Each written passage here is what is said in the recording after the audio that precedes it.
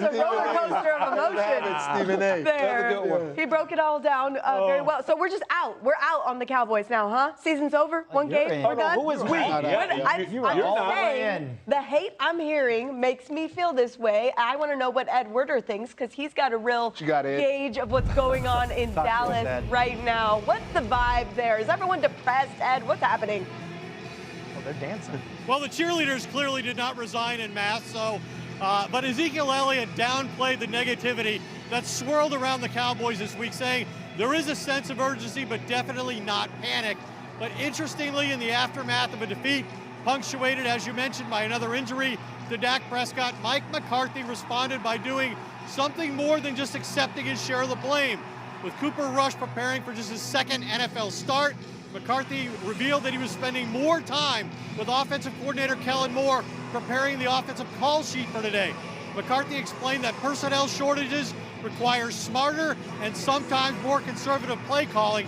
Rush inherits a wide range of problems, including a collection of unproven wide receivers, a rookie starting left tackle, a backup left guard. The Cowboys entered today as the only NFL team yet to score a touchdown, and they're also the only one that has failed to take a single snap in the red zone. The Cowboys' best players are on defense, starting with Micah Parsons, and he's not expecting Joe Burrow to take 7 sacks or commit 5 turnovers again. But Parsons embraces the pressure on the Cowboys' defense, telling me we have to find a way to make turnovers happen, have to get sacks, have to create turnover havoc. We have to do that. And then a final point, as Cowboys defensive coordinator Dan Quinn said, these should be 2 pretty pissed off teams today.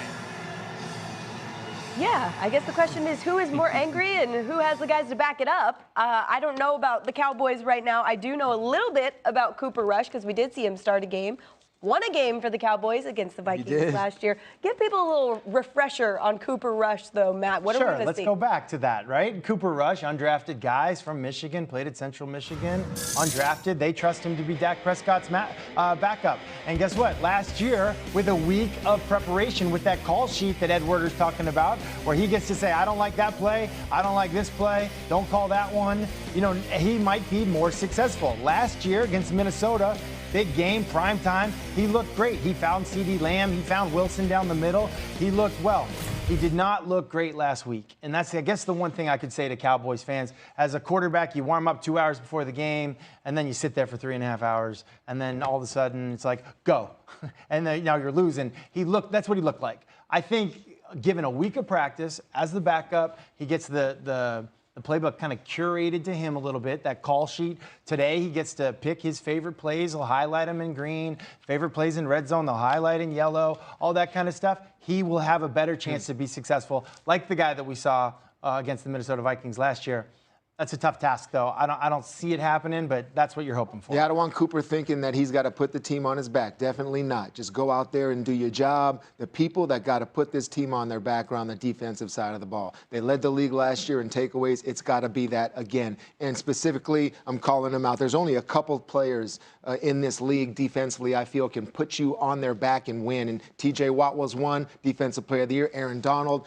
Micah Parsons, I think, is another one. Yes, and it's what he has to do, and it's what he has to be. It's only his second year. He came with 2 sacks last week, but the 2 sacks now, you see, Micah knows. He told Ed this. I mean, Ed referenced this. They just can't be sacks now. Right? They got to be strip sacks. Yep. I got to get the ball out. I got to do more from their team. And a lot of times, you don't want to put that on defensive players because they play out of their element. But this is one I think that can handle that. I think Micah Parsons is special. He has to be the one that puts the team on his back.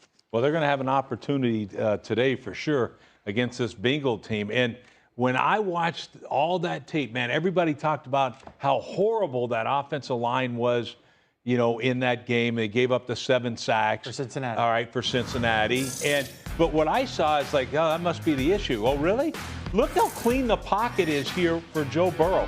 On all of these interceptions, he has a clean pocket.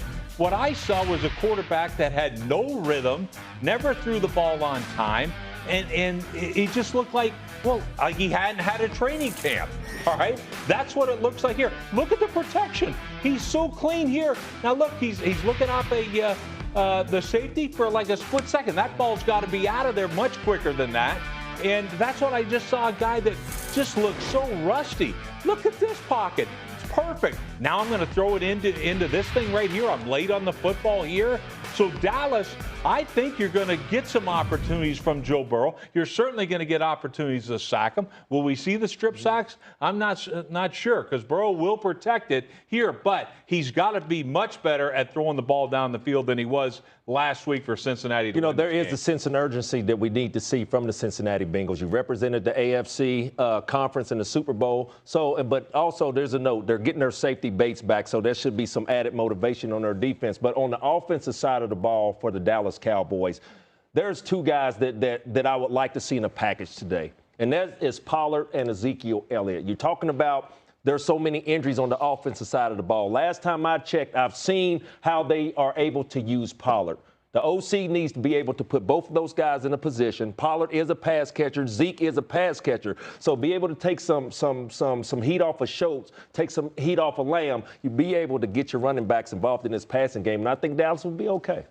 I like the sound of that. Look, the Cowboys have won this matchup the last 4 times they've played the Bengals, and from what we saw, I mean, you showed it, Rex, there are some major concerns about what's going on offensively. I know they were in the Super Bowl, but if you just watch that, I mean, throw another guy's name in there. Have that be Jimmy G with 5 turnovers and 7 sacks. People freaking out, and I get that they're a fun team to watch, but that is, I know you're telling me pump the brakes, but it was concerning. I said it couldn't get worse last week. It just stayed the same. I did not think it was going to stay the same in terms of sacks. Let's get to Mort with an update. What do you have for us, Mort? Well, as my little scouting committee pointed out, you don't want to play the Steelers in week 1 any year. And last week was an example. You got a rebuild offensive line. Burrow didn't play much in preseason because of the appendicitis. And what one guy said is that they threw the kitchen sink at him. They threw the kitchen table. They threw the Bible at him. It was a smorgasbord, the buffet of buffets. That was a great quote. And the bottom line is that you saw Mike Tomlin basically show the Bengals that you have a real training camp like the Steelers traditionally have, and you get guys in condition. Their secondary, a 4-man secondary, played 399 plays total, and Minka Fitzpatrick still had enough gas to block that extra point kick that gave the Steelers a chance to win. Wow, Mort, kitchen sink and the Bible. They're not messing around there. All right, we'll watch that one today. Our game picks are on the way. Bill Belichick hasn't started 0-2 in over 20 years. So who's taking Trubisky and the Steelers to pull an upset and win their 2nd straight game? And Lamar Jackson is obviously hard to play against, but new Dolphins head coach Mike McDaniel is having a hard time finding someone like him to even practice against this week. Oh, wow. You try to use a couple different people, but the bottom line is you're not going to replicate it. Feeling blessed.